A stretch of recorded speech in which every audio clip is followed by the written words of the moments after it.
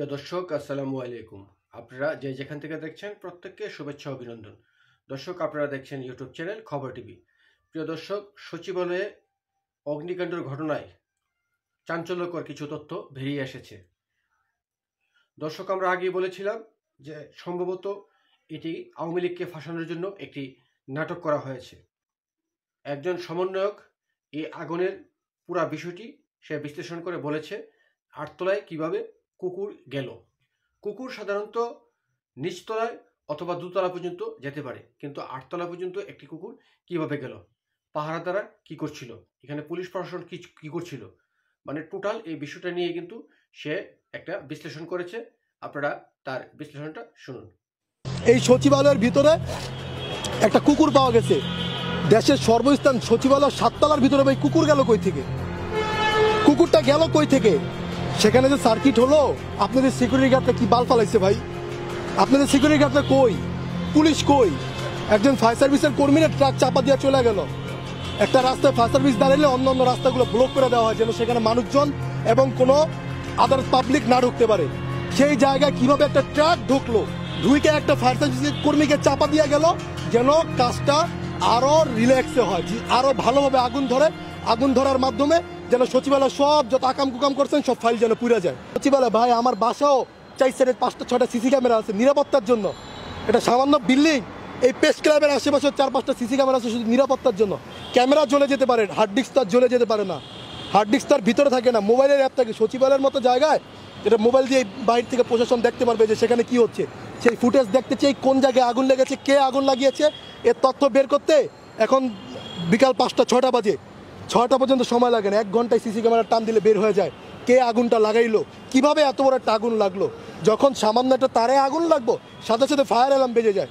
যে কোনো একটা ছোটোখাটো জায়গায় আগুন লাগলে ফায়ার অ্যালার্ম বেজে, অথচ বাংলাদেশের সর্বোচ্চ জায়গায় সচিবালয়ে আগুন লাগছে, এখানে কি ফায়ার অ্যালার্ম বাজে নাই? তোমাদের পুলিশ কর্মকর্তারা রাতের বেলা কি সেখানে ডিউটি করে না? আচ্ছা, মনে করো তোমরা বললা যে সচিবালয়ে রাতের বেলা কেউ ডিউটি করে না, এটা আমরা মেনে নিলাম। তো রাতের বেলা যদি ডিউটি না করে, যদি সচিবালয়ে ডাকাত ঢুকে, তখন তোমরা কি করবা? আগুনের বদলে যদি ডাকাত ঢুকতো তখন তোমরা কি করতে হবে আমারে বলো? যদি সেখানে আইন শৃঙ্খলা বাহিনী থাকতো, ঠিক আছে, তাহলে আগুন লাগার সাথে সাথেই ফায়ার অ্যাক্সিডেন্ট যে ছোটো যে গ্যাসের বোতল আছে ওটা দিয়ে তোমরা নিভাই দিতে পারো, তলপিট্ট আগুন বাস। তোমাদের এত বড় সচিবালয়, অথচ 3টা তালায় আগুন লাগলো, যে 3টা তালায় তোমরা 3 মন্ত্রী বসো, বর্তমান 3 ধান্দাবাজ একসাথে, 3 বন্ধু একসাথে ধান্দাবাজি করে বেড়াও, 3টা একসাথে বসো, একদম সিটি হলে 3টা একসাথে 3টার আগুন লাগছে। এখন আসিফ মাহমুদ, সজীব ভুইয়া ফেসবুকে পোস্ট করে যে আমরা আওয়ামী লীগের দুর্নীতির বিরুদ্ধে অনেকগুলো রিপোর্ট তৈরি করেছিলাম, তাদের টাকা পয়সা সেগুলো সব মনে জ্বলে পুড়ে গেছে, আমি ঢাকায় আসছি। আরে বেটা, নাটক বাদ দে বেটা, আগুন লাগার আগে কেন এই পোস্ট করতে যে আওয়ামী লীগের বিরুদ্ধে সকল তথ্য আসছে? আগুন লাগার বিরুদ্ধে কেন ওবায়দুল কাদেরকে গ্রেপ্তার করতে 3 মাস যখন দেশে ছিল তখন কি করছস তোরা? আগুন লাগার আগে কেন তোরা আওয়ামী লীগের পার্টি নেতাদের ধরে বড় বড় নেতাদের দেশ থেকে পালানোর ব্যবস্থা করে দিচ্ছিস? আপনার এই আন্দোলনের সবচেয়ে কুখ্যাত একজন খুনি আপনার ডিবি হারুন আমেরিকায় গেছে, এটা আপনারা জানেন, ইন্ডিয়া দিয়ে যায় নাই।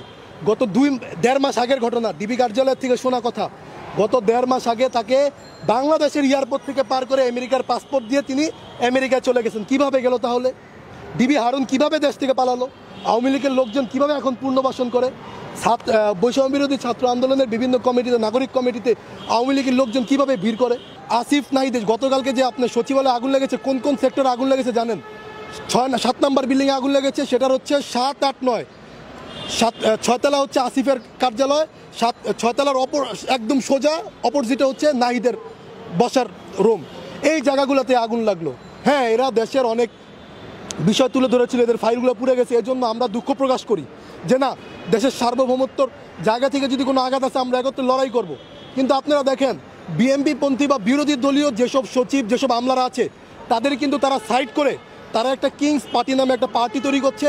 এই পার্টির মাধ্যমে এরা আওয়ামী লীগকে পুনর্বাসন করার চেষ্টা করছে এবং আওয়ামী লীগের থেকে টাকা টুকা খেয়ে এখন বিভিন্ন জায়গায় প্রোগ্রাম করছে।